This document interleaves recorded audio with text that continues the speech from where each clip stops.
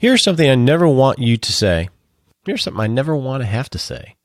I wish I'd had the courage to live a life true to myself, not the life others expected of me. Are you ready to make the most of the only life you have? To make smart money choices focused on achieving what you care about most?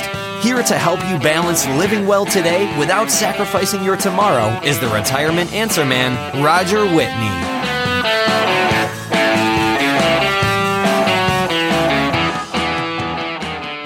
That statement, I wish I'd had the courage to live a life true to myself, not the life others expected of me, has consistently been recorded as a number one regret by people at the end of life. We don't want to have to say that. I don't want to have to say that. So one way we can prevent ourselves from ever having that feeling, that regret, is to now dream up what our ideal life is, or in the case of this podcast and Retirement Plan Live, take that first step and dream up what our ideal retirement will look like. And that's what we're going to do today with Lori and Bruce in this first installment of Retirement Plan Live. Now, before we get started, I want to remind you to sign up for 6 Shot Saturday, and you can do that by going to rogerwhitney.com. Click on blog or podcast and enter your name and email. And the reason I want to encourage you to do that is because that's the best way to follow along on Lori and Bruce's journey to discover what their retirement is going to look like. Because what we'll do is each Saturday, when I send out my 6 Shot Saturday email, you're going to get a summary of their plan as we build it. You're going to get a worksheet or two to work on the step that we talked about on that week's show. Like this coming Saturday, you're going to get a worksheet to work on dreaming up your ideal retirement, because that's what they're going to do today on the show. And then lastly, you're going to get access to the live results webinar, where I'm going to work with Lori and Bruce live, and you can sit there and be on there as well as we walk through the analysis of their plan, and we'll stress test it against bear markets, hyperinflation, premature death, all the things we worry about, right? And then see if their plan is workable, whether they're going to be able to retire and hit that ideal. And if not, then we're going to negotiate to get to a workable solution. So the only way you're going to get all that is to be signed up for 6 Shot Saturday. So why don't you go ahead and do that while I do this all-important disclaimer.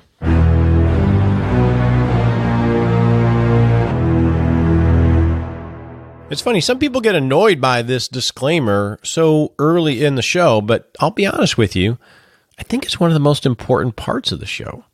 There's so many experts out there and messages out there, everybody supposedly telling us what to do. And the funny thing is, none of those people know anything about us, about you. I don't know anything about you, so I'm definitely not going to tell you what to do. I only give advice to people I do know something about, that ask for it, that I'm actually working for as a fiduciary. That's really important to remember, right? So before you make any decisions, talk to your legal advisor, your tax advisor, your financial advisor, people that do know you to help guide you. And think of this as helpful hints in education. So in the news today, I want to report to you from personal experience that almost everybody has a really hard time of dreaming up their ideal retirement. It can be really hard. I've sat with, I can't even count how many people, helping walk them through the process of putting some form to what they want their life to look like once they leave full-time work and enter retirement. It's really hard to do. So I want to talk about that. I want to talk about some of the barriers that prevent us from thinking big enough about our lives. And then I want to give you a framework to hopefully help you leap over those barriers and start thinking bigger about your life. So what are some of these barriers that I seem to see all the time? Well, number one is basically we're bombarded daily with the idea that there's a retirement crisis and that if we have the ability to retire, we should just be happy if we can just muddle through it and not run out of money. We didn't save enough. Inflation's going to eat our lunch. Healthcare costs are so expensive. It's a constant barrage in personal finance and advice that there's a huge retirement crisis. And yeah, if you're able to, you're lucky, but don't think it's going to be awesome. And that barrage has a toll. I've seen it have a toll on people where they start thinking smaller about their life because they just hope they make it, which is a legitimate hope, but that's definitely not the way to start the process. So the first barrier we got to get over is to ignore the bombardment, not be Pollyannish and think that it's all going to be okay, but we need to start by thinking big and negotiate down. Don't start already sacrificing your life. The second big barrier is we really don't know how long our retirement's going to last. If I knew that I was going to pass at age 85 and I looked at my resources, I could sort of calculate and front load all the experiences early on and then die at 85. Problem is, I don't know when I'm going to die, and neither do you. You don't want to front load all your experiences and then all of a sudden you find out you're living to 110 and you don't have enough money to pay for the fact that you're living so long. So that uncertainty about how long we're going to live makes planning so much harder because we can't just live for today. We got to plan for, well, what if I live to 80? What if I live to 90? What about 100? And that uncertainty can zap us from living more today, right? That would make us out of whack. Now, that can be planned for. We can deal with that, but unless you have a well-structured process to be agile enough to make the changes, it's easy just to live small now, just in case. Now, the third barrier is there's a lot to worry about. The third barrier that really stops us from dreaming big about our life in retirement is there's just a lot to worry about. We got inflation. Inflation could eat our lunch if we live a long time. How are we supposed to keep up with inflation? Better to live small now. We have markets. Yeah, it's going up right now, but oh boy, any day now, just like what the news says. What happens if we have a bear market right after we retire? Better to live small now. What about healthcare costs? We got to worry about healthcare costs. Studies show it's going to be hundreds of thousands of dollars to pay for healthcare costs. Better to live small now. And what if I do live to 110? How am I going to have money for that? Better to live small now. All of these worries are all legitimate, and they're also all very uncertain. Doesn't mean we ignore them, but we can't let them zap our creativity about our life when we're trying to dream up what the big retirement could be. How do I live a life true to myself, given all these uncertainties? I've cracked the code for me in that I just got to be really agile and constantly negotiate. And that's what we're going to be doing with Lori and Bruce. And iterating, and that's what we talk about the show. We have to be cognizant of these things because they are important, but they can't make us live small now. We got to manage them. The fourth big barrier to dreaming big about your retirement is a really sneaky one, and that is being trapped in how we are right now and how we live our life. I was trying to think of a story to illustrate this, and the only one I can think of, at the moment anyway, is my wife and I when we were in our 20s. So we got married in our early 20s and started out, and then we had our first child, and then we had our second child. And my wife was working because we were dual career. And then when our kids came, we fit our kids into the life that we had, her career, my career, daycare, all the rest, right? And it got really hectic. And we did that for a while. And it wasn't like it was planned. It wasn't planned, but we were sitting on the couch one day. And we just looked at each other, and it was like at the same time, we said, why are we doing this? Why are we living like this? We have a house that's too expensive. We're both busting our butt, commuting, dropping the kids off, picking them up from daycare, spending less time with them. We come home and we're exhausted. Why are we doing this? And for us, what we decided to do, and I think it was the period of maybe 12 months, we sold our big expensive house in the fancy place that I said we needed to have. We moved to a similar size house that cost half as much within a mile or two of her sister and her mom and dad. I got rid of my fancy BMW, which fed my ego, and bought a very basic Jeep Cherokee. I moved my office from a beautiful place in Dallas to a beautiful place in Fort Worth, but a lot less expensive and a lot closer. And my wife left her career for some years. And looking back on that, what I learned from that is it's very easy for us to be on this track of how our life is. And then what ends up happening is we never realize that we don't have to stay on that train. we don't have to live that way going forward. So when we're starting to get closer and enter retirement, the end of full-time work, the natural flow is to stay on the same track in terms of how you're living. Same house, same community, same friends, same interests, and everything else. It's very difficult to come at it again with a blank slate. And I think I'll hear some of this with Lori and Bruce, how they were able to overcome this barrier. And I had a conversation with a client the other day where they're overcoming this barrier. They're about a year out from retirement. It's great to see. Retirement, when you leave work, it's that chance to reimagine the rest of your life. You're entering a whole new phase, and it's important not to let yourself get trapped in what is, because that can prevent you from thinking what should be. And that sort of ties into the last barrier I want to mention briefly, and that is a failure to prioritize all the options, meaning that, okay, so if I have a blank slate and we could do anything, well, that means we could do anything, and that can just lead to paralysis, just not making a decision and just muddling along. I see that happen where we get confused in all the options and don't go through a prioritization and figure out which ones are important to us so we can actually start taking action. So we just, what ends up happening is people just don't decide and they just live. So I think that's a barrier to dreaming about what could this ideal retirement look like. All right, so we talked enough about the barriers. I'm depressed now.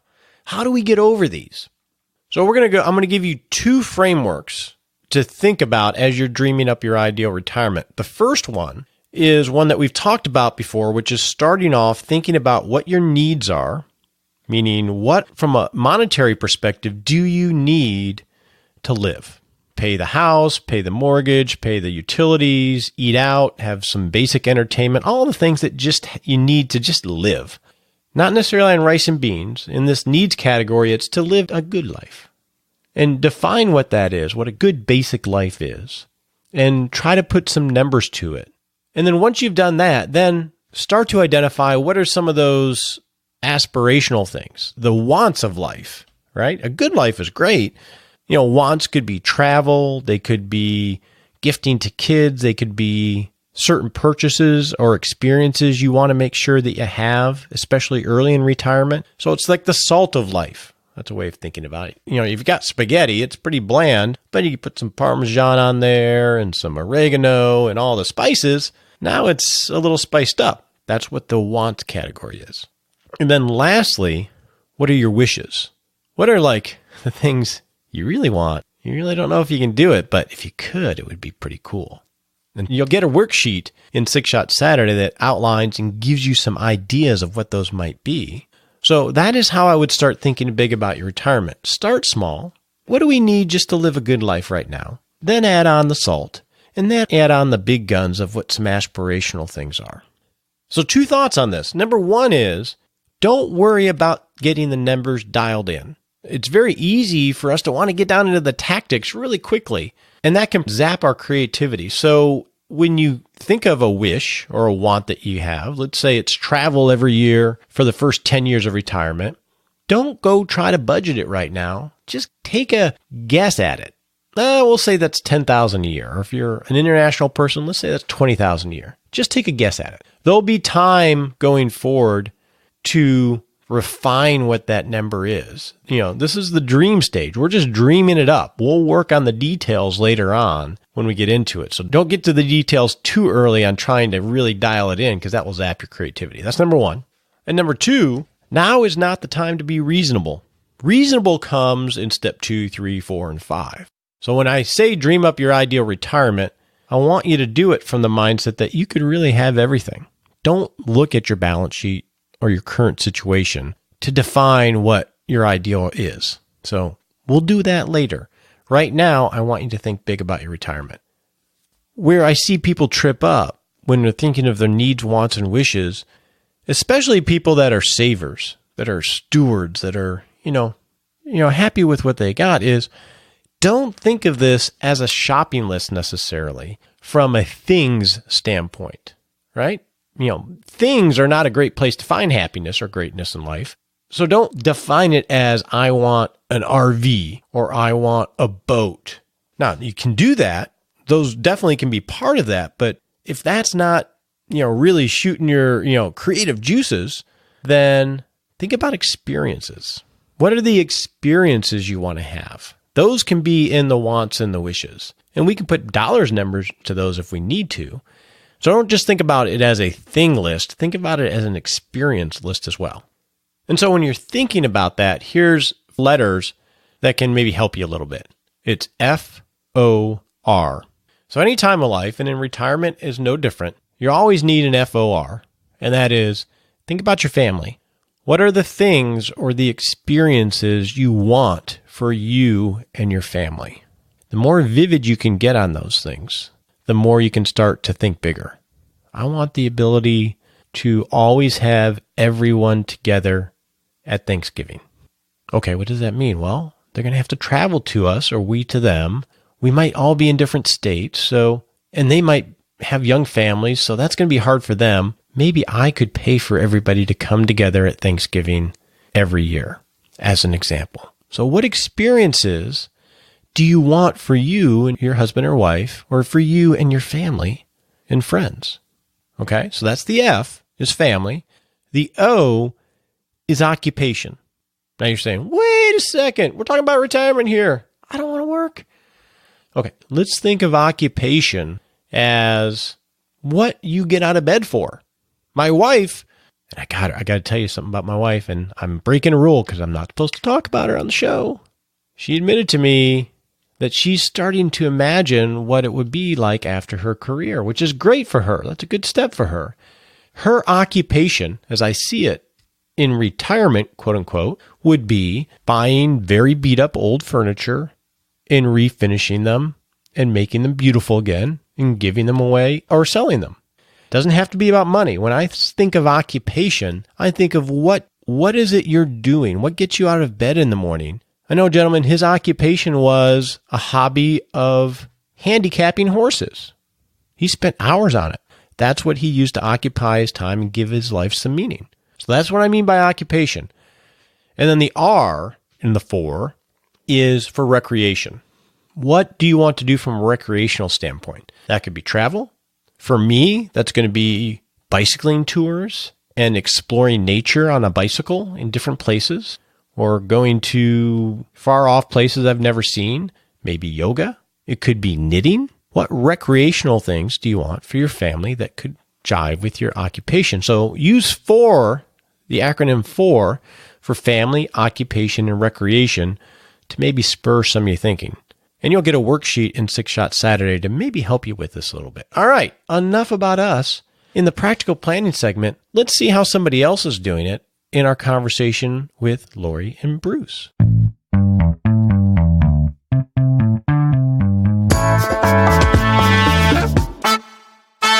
So welcome back, Lori. We're about to start the first step on defining what this ideal retirement is.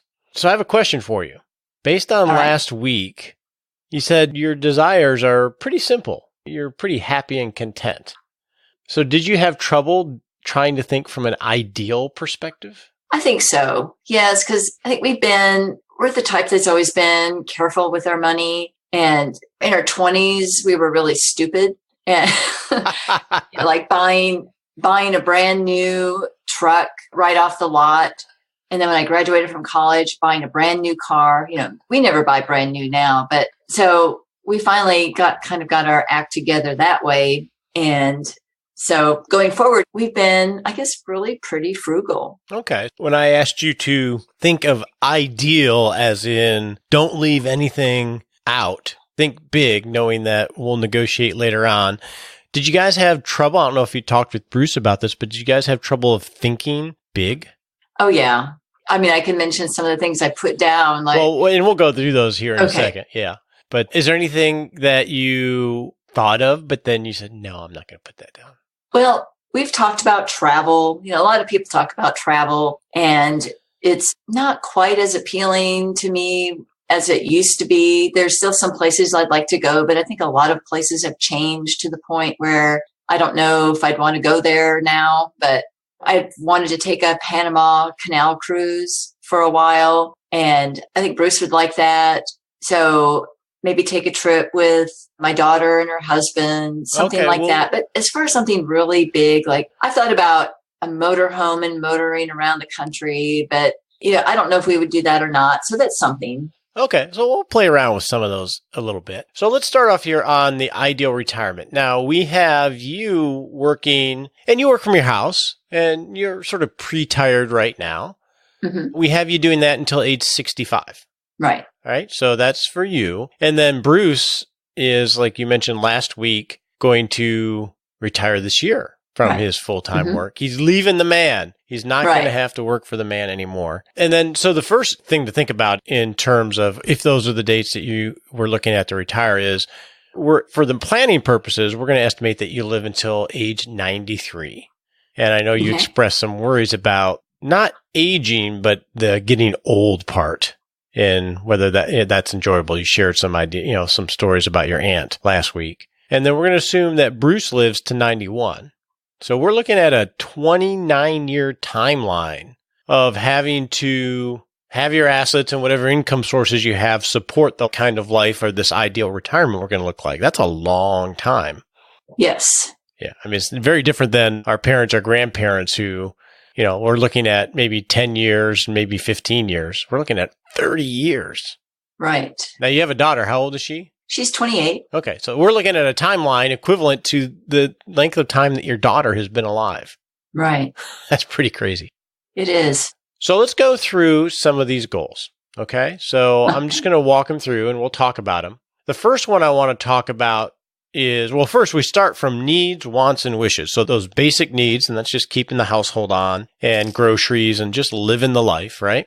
Mm-hmm. And then we'll go to the wants, which are sort of the salt of life, the little bit of spice of life. And then we'll see if we can throw in some of those wishes there. So we're going to start with basic living expenses. Now, on the worksheet, you said that from a basic living expense standpoint, I think you put down $24,000 a year. Right. So that's going to be for utilities, taxes, insurance, groceries, a little bit of entertainment and everything else.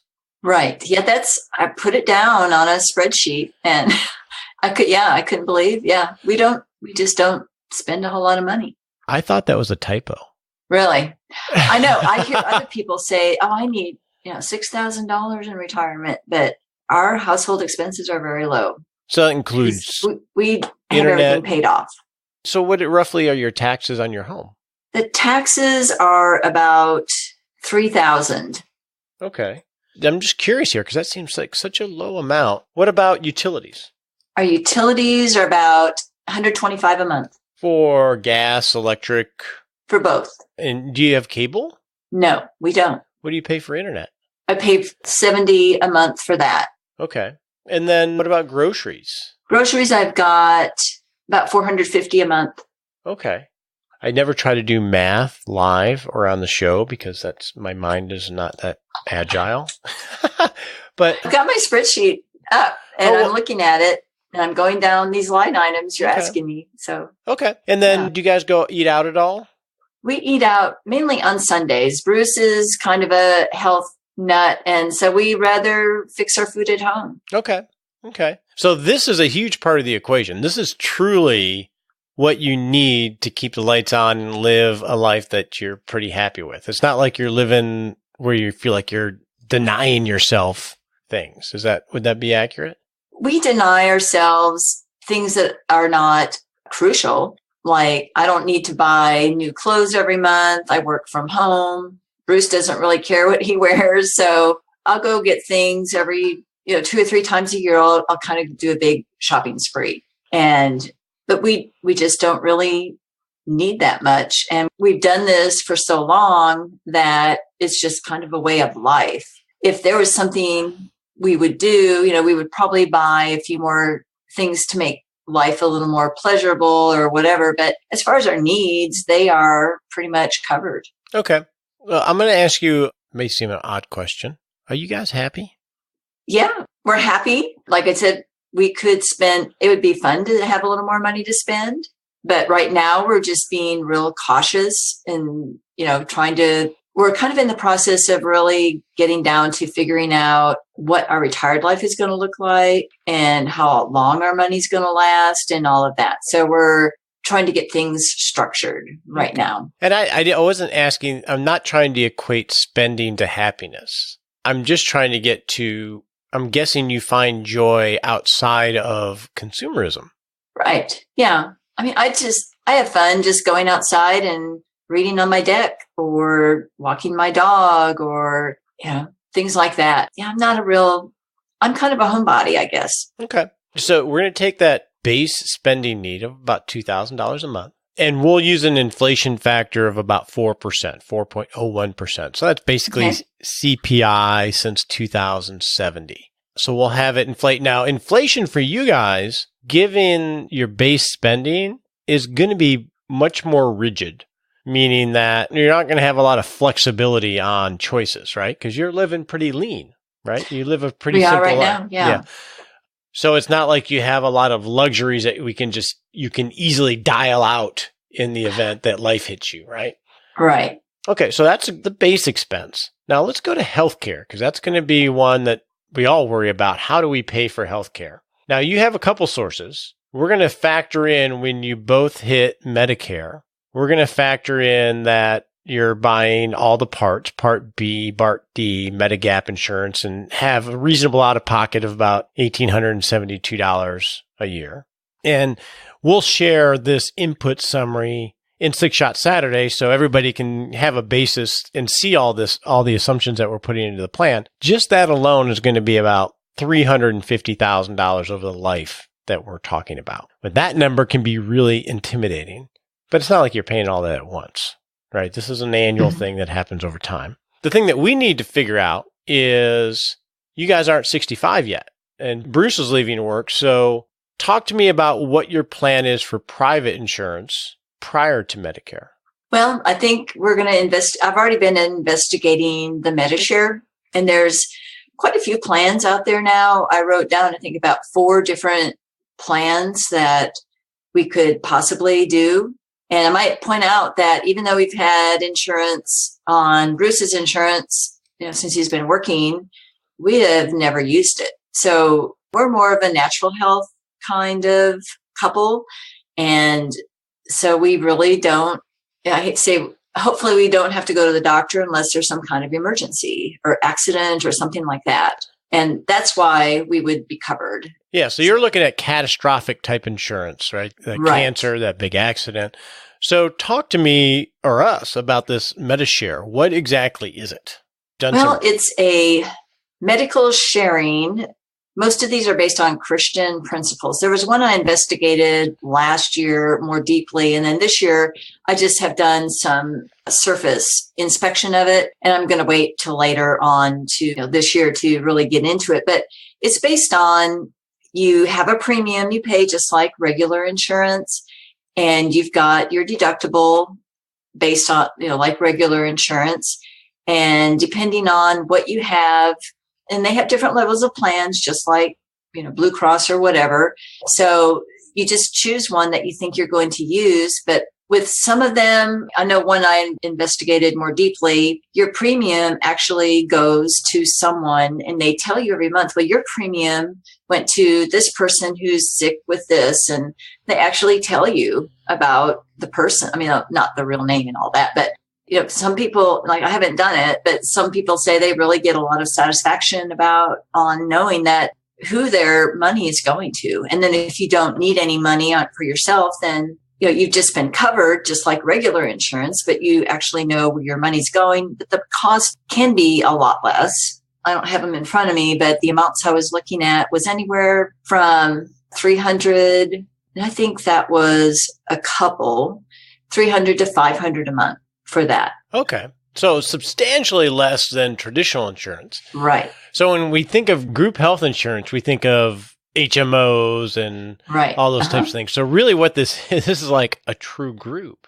This is just people coming together, everybody putting into a pot, and then having someone administer that pot for everybody's benefit. That's right. I actually have one client that has started using something like that. He's a doctor and he's a Christian. So I'll find out which one he is on, and I can share that with you and maybe the listeners. And these are still, they seem sort of fringe, but there's not something that a lot of people think about is these, they're almost like going backwards in terms of what a community used to do, right? It's like if the barn burned down, everybody got together and helped build the barn. Right. And this is, if someone has cancer, we all chip in and in a more formal way, and we help support. So they're making their own group. And it avoids a lot of the regulations. I'm sure there's some regulations to it and everything else. Yeah. So for our sake, still need to factor in the cost of that. So my thought would be, since you've done some basic research, is if we assume $3,000 a year for each of you, or do you have more firm numbers than that? Let's see. And obviously, this is something you're going to have to dial in, sooner than later as Bruce gets ready to leave his work. If it was $500 a month, it'd be $6,000 a year. For both, that's for both of you, though, right? For both of us, Okay. right? So let's assume that, and then we'll assume that we still have about $1,900 out of pocket expenses, and that could be, even your alternative stuff and natural stuff that you use. Right. So I'm going to make that adjustment. I think Bruce is planning on doing some kind of work next year, so he will be doing something. I'm just something that will not be as stressful or, hard to do as what he was previously doing. So that we haven't factored that in because we don't know. I'm not sure what it's going to be yet. And he's thought about it some, but in reality, he's probably not going to start looking for anything until next year. Yeah, take a little honeymoon period. Right. So we'll talk about that when we get to the resources of what resources we have. Okay, so we have very basic living expenses. The lowest I've ever seen, by the way. You have hit the mark. Wow. And I'm guessing a lot of people listening are like, what? Is that possible? Is that possible? It is. And then now let's go to some of the wants. Now we have a lot of home stuff. Obviously, you hang out at the house a lot. Mm-hmm. So in a couple of years, we have a deck for the back of about $5,000. Right. Right. We have general home improvement. I think you said you were finishing of about $4,000. Right. And a greenhouse of $5,000. We have the cars, and I'll have those included in the asset summary. And what we're doing is we're assuming you replace cars every 10 years, and it looks like you're pretty modest on cars. Mm-hmm. And then you have travel in here, and you have about $3,000 a year. Right. Okay, and I put that for the first 10 years, but how long do you think you'd be doing that? I think that sounds good. Okay. 10 years sounds good. Okay. And then the last thing that we have in here is about $10,000 for Bruce to start an aquaponics business. Right. Now, I've never heard of aquaponics. Is that marijuana growing? Is that why you're so happy and relaxed? Yeah, it would be very relaxing. Actually, it's growing things in water. Okay, that's right. I knew there was some water element to it. So. Right. Or maybe it's called hydroponics. I forget what he calls it, but you have a big, like 55-gallon barrel of water and you have fish in it. So, and he would like to have bass or, not tilapia. He doesn't like that kind of fish, or maybe crappie, something like that. And there's a system in there where there's tubes, pipes, whatever, and it goes through the system where you have the plants growing. They're growing in the water and they're nourished by the fish, the compost of the fish. That's a nice way of saying it. Go to the bathroom or whatever. Yeah. And it's supposed to all work. He knows a lot more about it. But yeah, I'm sure you're butchering the explanation, and he would just cringe hearing you explain. Oh, I'm sure he will when he hears this. Yeah, but maybe you can ask him when he's on. But yeah, he would really like to do that. He took a class in that, and he would just love to get going with that. So how is that a business? You can sell the plants, or you can sell the produce of the plants, and you can also sell the fish. Okay. So, but the operation wouldn't be real big. You'd have to have a really large greenhouse to do that. And I don't think we would do that. It would mostly be kind of for neighborhood, local people, if they wanted to come by and get something. It's just kind of a dream of his that he would like to do. He likes to grow things. Okay. And possibly could just pay for itself. Hopefully. Yes. Yeah. One thing I think of as you're talking about that, and Bruce and I have not talked, because you work as a virtual assistant and we'll get into that later on. But I could imagine teaching people how to do this. Oh, yeah. Aquaponics or hydroponics or whatever we want to call it. We Right. can call it whatever we want. So we have that factored in there, plus the cars. Now that's outside of the extra. So you're living on $24,000 a year, and we're thinking ideally here. Would you like to put something in there, even if it's just for the first 10 years of, and you used the term earlier, those would like to have, would be nice to have type of things? Would I like to put that? You mean, Would we want to add that into this whole plan? Oh, yeah. That's why I put it in there so we could add it in and see what happens. Well, what else could we add in that would be sort of nice to have from just a life perspective? If nothing, that's fine. I'm really not thinking of anything. Well, you threw out a bunch of things. You threw out RV trip. You threw out more travel. Were those just pie in the sky in your mind, or you decided, no, I really didn't want those? Oh, no, I thought we'd already accounted for that. But yes, yeah, the RV travel would be fun to do. The traveling, going places internationally while we're younger, while we're healthier would be the thing to do in the next 10 years. You know, go to those places that we wanted to go to. Like, I know we'd like to go to Ireland and probably Scotland and a few places like that. Yeah, so definitely, that would be a nice want to have. So right now we have for travel budgeted $3,000 a year. Do you think maybe we should have that up? I mean, if you're going to go to Ireland, it's probably going to cost more than $3,000. If you choose to do the Panama Canal, it's probably going to cost more than $3,000. Do you think we should up that? Again, we can negotiate this stuff away. I'm trying to, make sure that we focus on what would be ideal if you could have it to start with. If it was ideal, then I would up the travel to maybe $6,000. Okay. Well, let's do that. The nice thing is none of this is in stone. Right. Right? Okay. Would there be anything that Bruce would say that's not here? As long as he got his aquaponics, I think he would be happy. Okay. Because that would keep him busy. It would actually tie him here unless we had someone to take care of it while we were gone. Okay. So that's another thing you have to think about if you want to get into that kind of business. Now, you have a daughter. Are there any things that you two would have a desire to do in terms of helping her out or grandkids out eventually, or? Well, we'd like to see them get into a different house, but that's about it. They're actually pretty independent on their own. Okay. Now, do you have grandkids yet? Not yet. No. Yet. Okay. You think any of this will change when grandkids arrive? The house definitely would. Your house? If they had any, if they were going to be getting pregnant soon, then I would think they would need to think about moving pretty fast. So that would be really the only thing.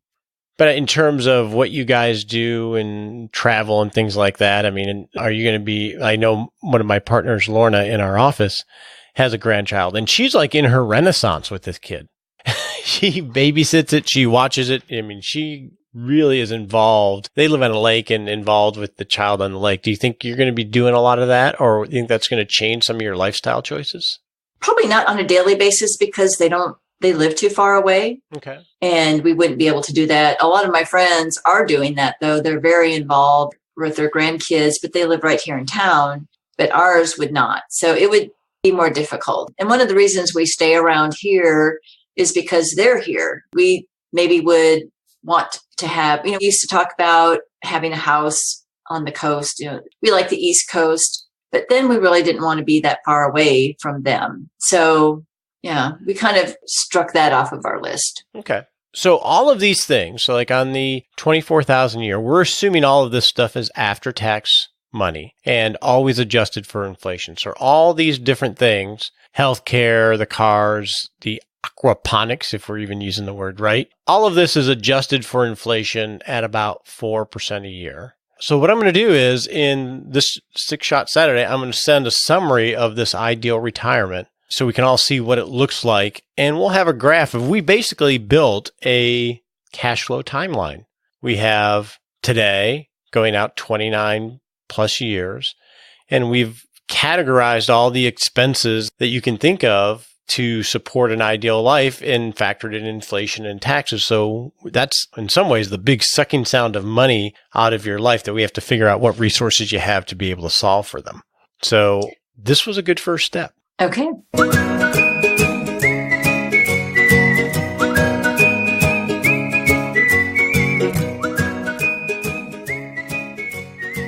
Hey, welcome to the Happy Lab, where we noodle on how to create a happier life. To stick with today's theme of dreaming up your ideal retirement, it's amazing how much happier you can be, especially if you're a couple, but if you're alone as well, when you start to define and envision in a positive way what you want to make of the future. Once you have that crystallized and defined as best as you can, it really gives you some clarity on why you're making maybe some of the sacrifices that you're making happen. So make sure you pay attention to Smart Sprint so you can gain some clarity, so you can be happier. On your marks, get set.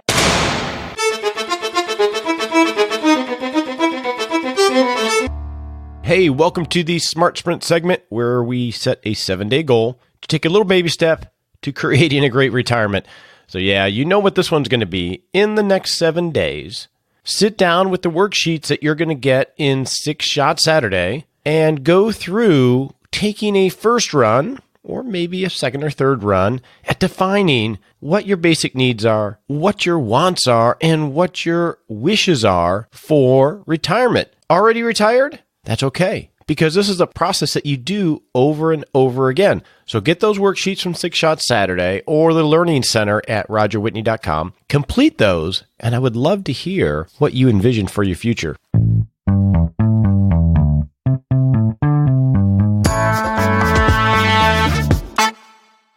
Well, all right, we have finished step 1 of the ideal retirement for Lori and Bruce, and now you have the chance to do your own. Next week, we're going to dive in to organizing and defining what their financial resources are to provide for this ideal retirement.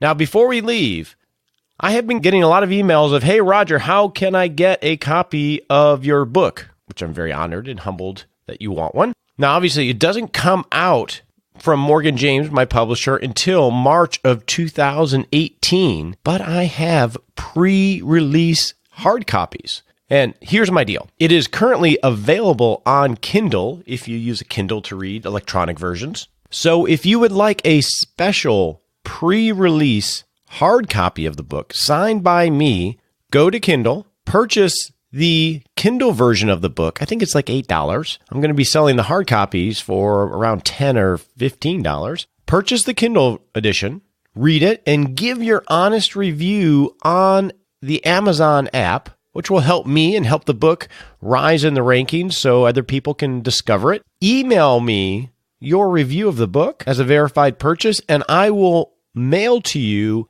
a special edition, a pre-release edition of the physical book signed by me. No shipping costs, no anything costs. I will just mail it to you if you send me that verified review, an honest review after you've read the book. That's a win-win-win. I don't know who the third win is, but it's a win-win. So that would be great. So go ahead and do that. Let's put a limit on this since the podcasts are archived forever. Get that to me by the end of November. And assuming I have copies of my pre-released edition of the book, which I think I will mail you one for free. So if you want a copy of the book before the release, that is how you can get one. Next week, we're going to dive into financial resources. Until then, I am the Retirement Answer Man. We appreciate you joining us today for this episode of Retirement Answer Man. Be sure to visit rogerwhitney.com/answers to access the Retirement Answer Library with over 30 checklists to help you make the most of the only life you have. Remember, you have more power than you realize to create an amazing life starting today with Retirement Answer Man. The opinions voiced in this material are for general information only and are not intended to provide specific advice or recommendations for any individual. All performance referenced is historical and no guarantee of future results. All indices are unmanaged and may not be invested into directly. Have a wonderful day.